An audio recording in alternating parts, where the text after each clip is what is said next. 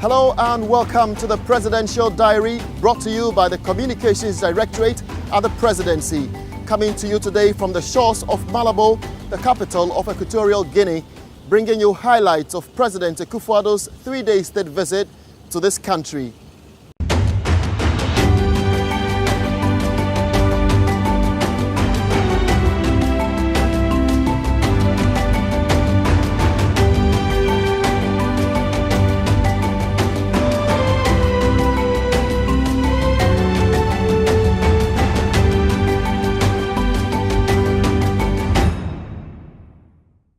Welcome and thanks for your time.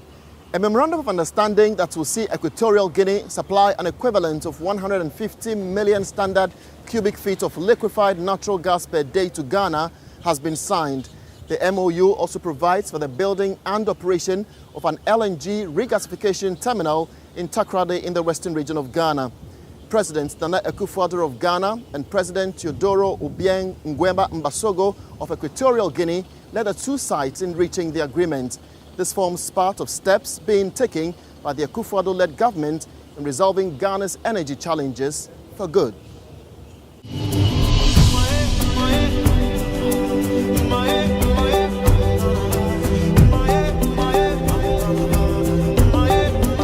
Sunset in Malabo, the capital of Equatorial Guinea on the west coast of Africa. The only Spanish-speaking country on the continent. 20 years ago, it was one of the poorest countries in Africa, with GDP per capita of $300 a year. Today, it is one of Africa's fastest growing economy, with GDP per capita over $14,000 a year, a country undergoing transformation.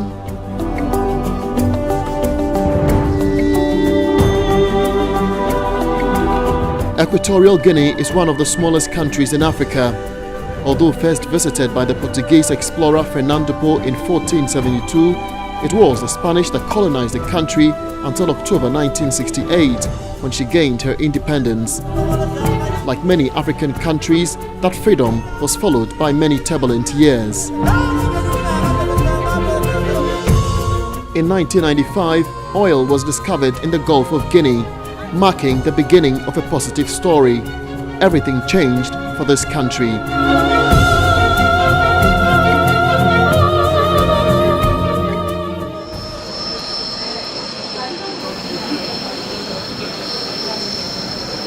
President Akufo-Addo arrived at the Malabo International Airport on an invitation by President Teodoro Obiang Mbasogo.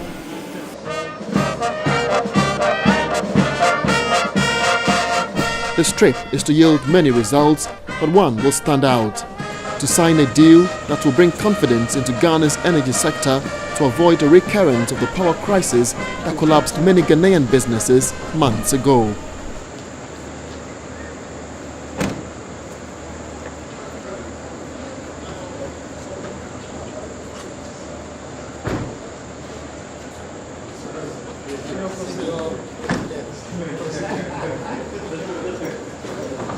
Ghana and Equatorial Guinea have a long-term relationship, and this relationship are mainly did start since the colony time, independence, and we have also a long tradition that whenever there's a new administration, either the administration in Ghana in this case comes to Equatorial Guinea, or His Excellency the President in Equatorial Guinea travels to Ghana.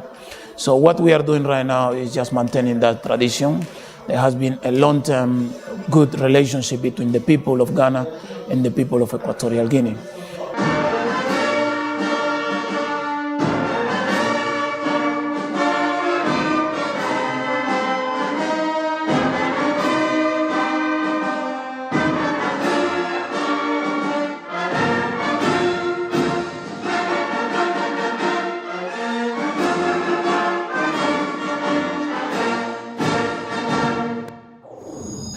First of all, Mr. President, to begin by thanking you sincerely for the invitation to visit Equatorial Guinea and for the warm reception that you and the government and people of Equatorial Guinea have accorded my delegation and I since our arrival today.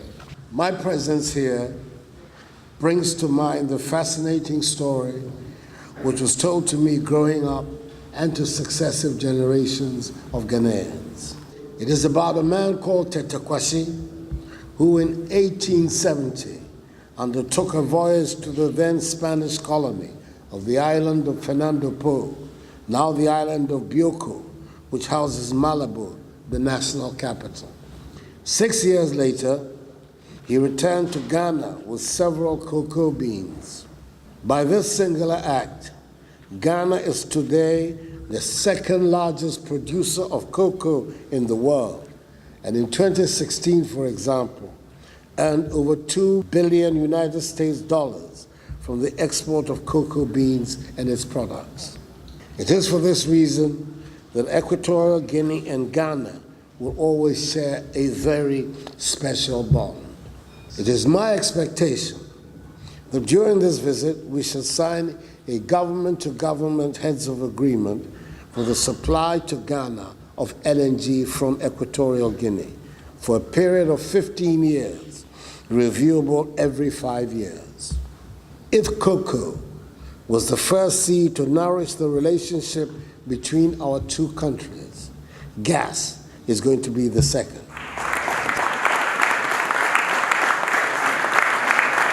His Excellency the President mentioned it on his speech at the state banquet that the first economic link between Ghana and Equatorial Guinea was the cocoa seed that came from Equatorial Guinea going to Ghana.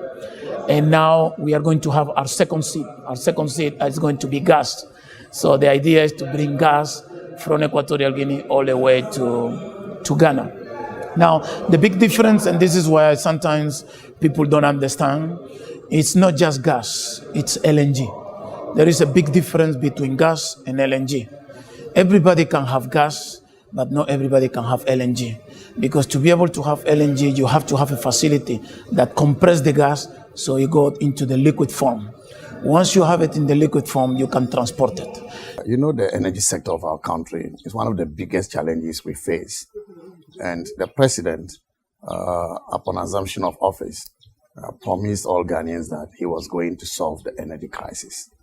And if you recall, one of the major causes of the energy crisis was fuel challenges. The fact that we did not have fuel security was the reason some of the power plants were idling, while Ghanaians did not have reliable power.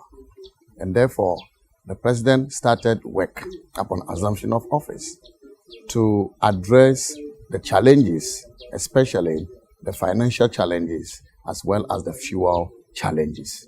What we are actually doing is getting a framework that is going to allow for 15 years to have this relationship, a 5-year renewable, that this LNG could have come from Qatar, it could have come from Azerbaijan, it could have come from United States, it could have come from a lot of places.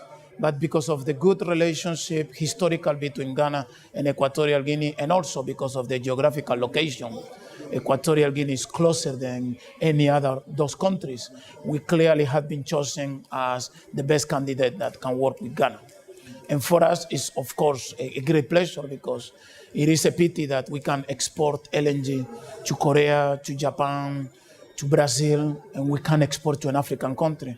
So we have decided through what we call the LNG to Africa initiative to designate a percentage of our LNG to go exclusively to the African market. And Ghana is the first country who is actually tapping on this initiative.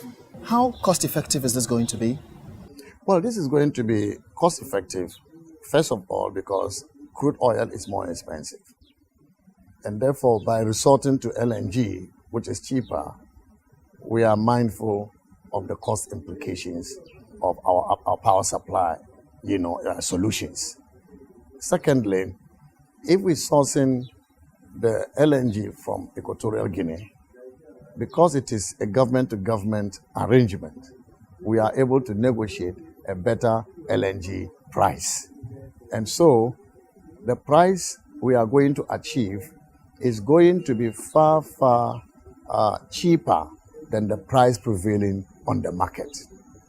And also, there is security of supply because it is a government-to-government arrangement. And so the two governments will ensure that there is no disruption. Unlike the market, where you go and there is shortage of supply on the market, you also suffer. Here, everything is planned, and the governments, especially the heads of states of the two countries, are giving their backing to it. We are anticipating all causes of potential disruption, and that is being negotiated into the agreement to ensure that we do not have only fixed supply, but also fixed price.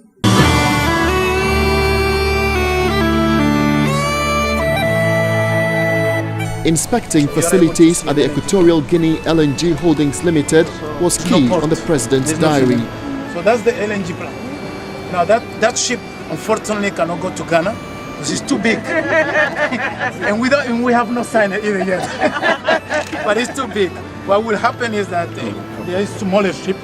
So when they do ship to ship, so there will be a smaller ship, and that small ship, there will be one go to Ghana, another one go to the different location. But actually, that's an LNG plant.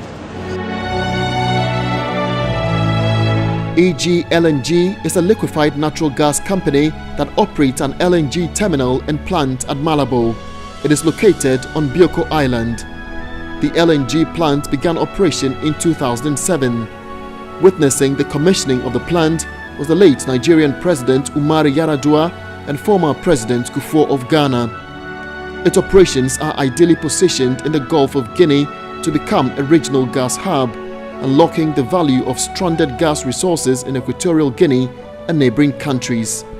Mr. President, you've seen this facility for yourself. You said yesterday, for example, that in the next few years, 15 years, every 5-year renewable agreement will be signed.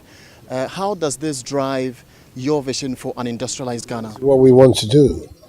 You've seen here exactly what we want to do, the facilities we want to put down to be able to maximize the value we're getting from our hydrocarbon resources, both the crude and the gas. I think it's an eye-opener for me about the potential that we have to realize as soon as possible.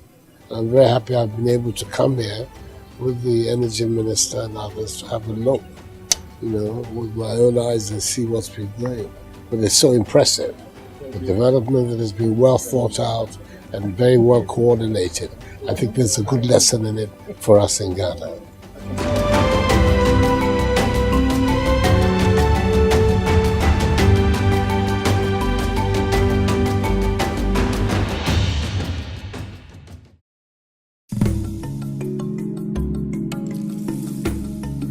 From the four winds in our only sea, we heard of the past. But now we see the future being birthed from our fertile hand. Telltale scars of time and tears, and of how we beat at worst fears. It's been 60 years already. 6 youthful decades of hard work, sacrifice, and hope. Laboring to create this golden harbor to launch our ships. Toiling night and day to keep our stars sparkling bright. It all happened so quickly, and today we stand tall, young and old, heroes in our own right, chanting our mother song, God bless our homeland, Ghana. From Accra to Zabzugu, from our airports up to our zongos, we have played our part in this communal harvest. Red of blood, gold of wealth, green of earth. We have farmed, traded, hunted and plied the seas. We have made our name through the blood and toil of our fathers. We who have held the throbbing heart of Africa. I am a Ghanaian and I pledge. We stand together, holding hands, joining hearts. We step forward as one, mobilizing for Ghana's future.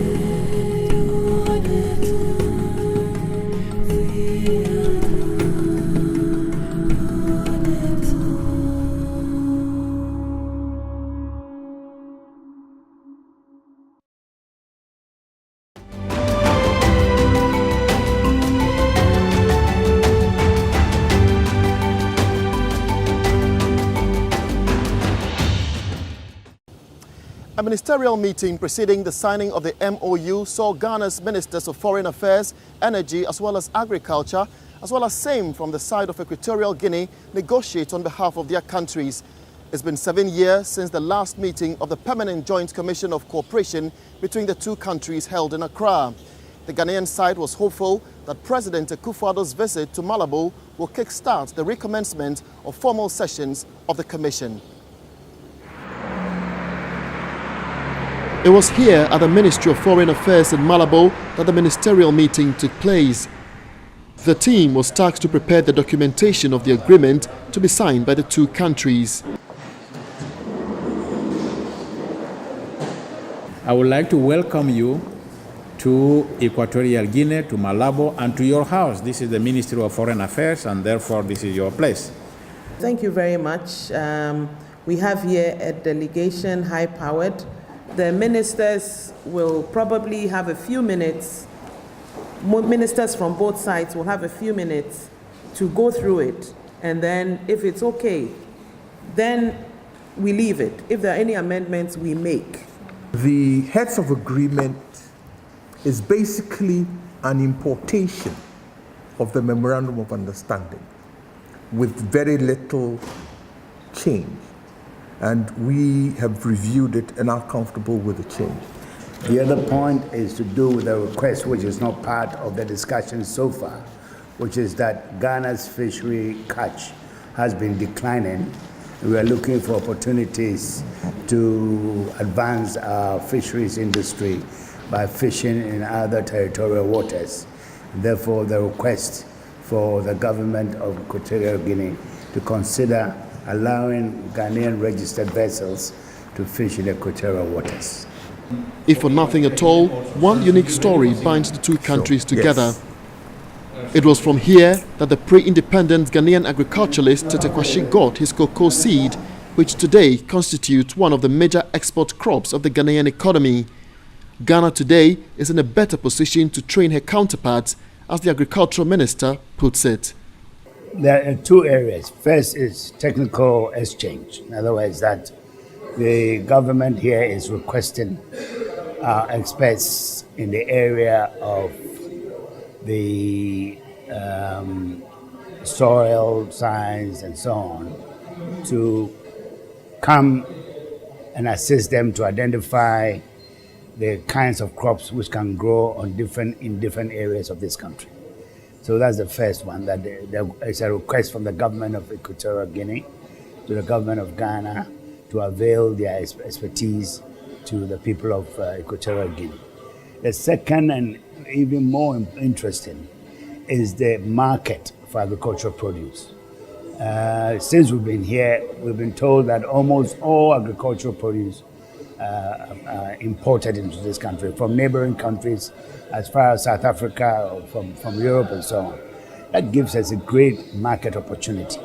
With the planting for food and jobs, we're expecting more surpluses of foodstuffs, of vegetables, of fruits and stuff like that. And it gives us an automatic access.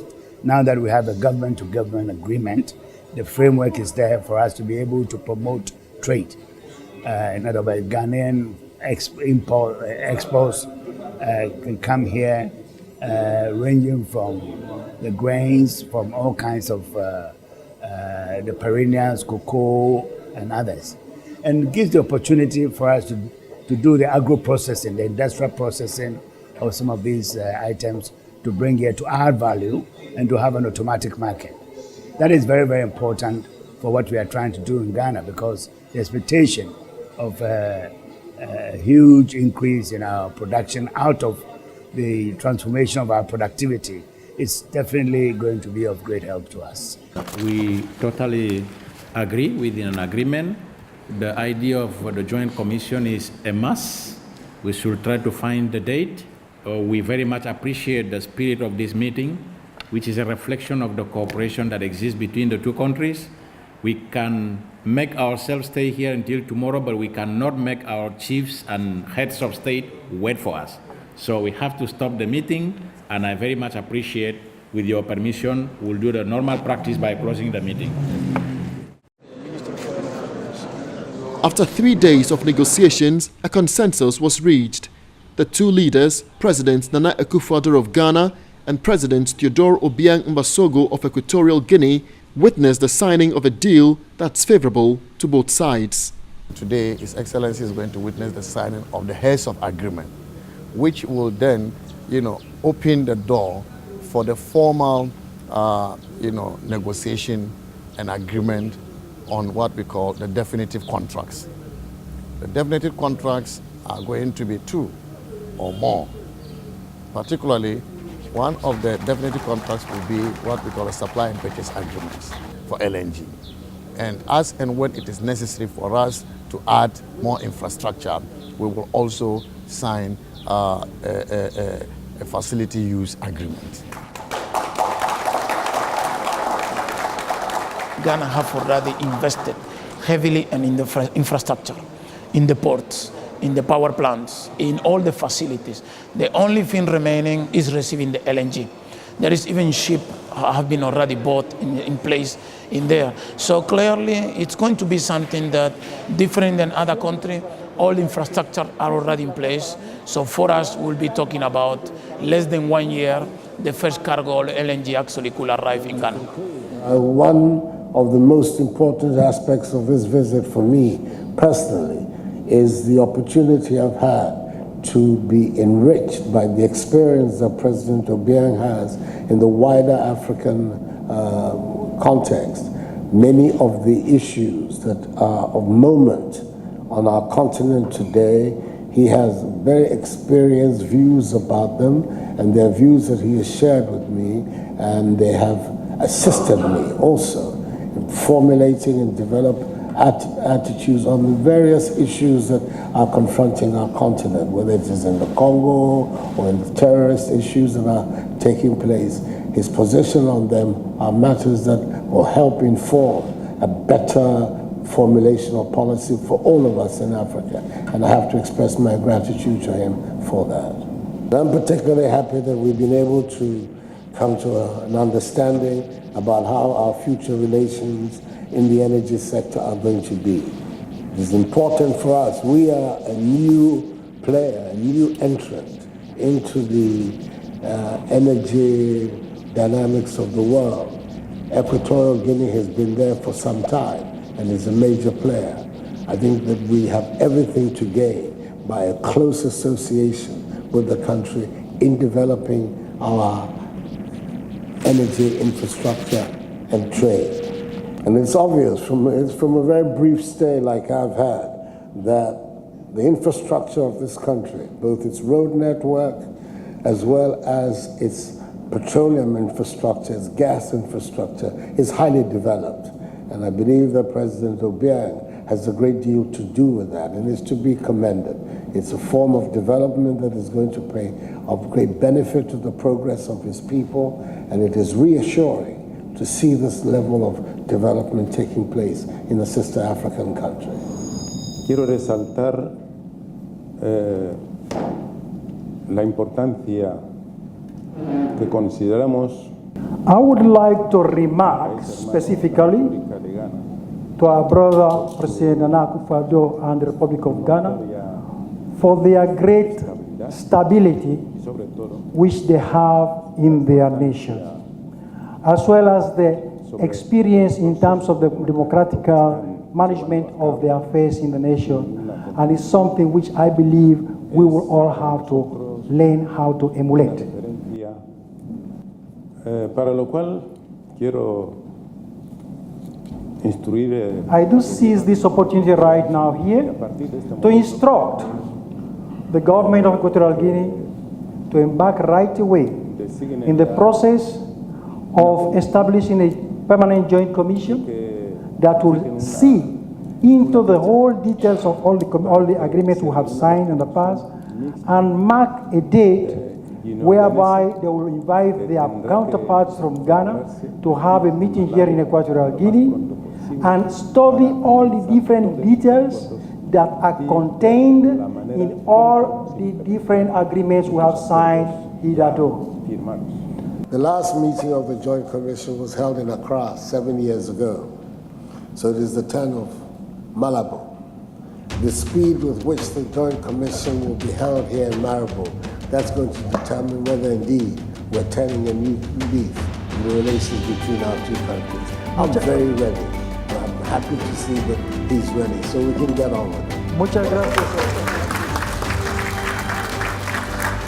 The communique released at the end of the 3-day visit also expressed concern about the resurgence of tensions on the African continent and agreed on the urgent need to combat the growing threats of terrorism. They condemned recent terrorism attacks in Burkina Faso, Spain and Iceland and regretted the loss of human lives in Sierra Leone, the Democratic Republic of Congo and other parts of the world.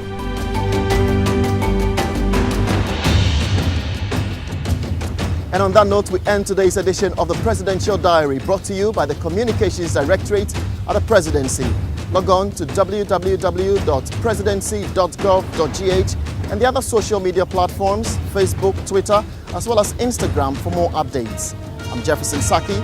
See you next time.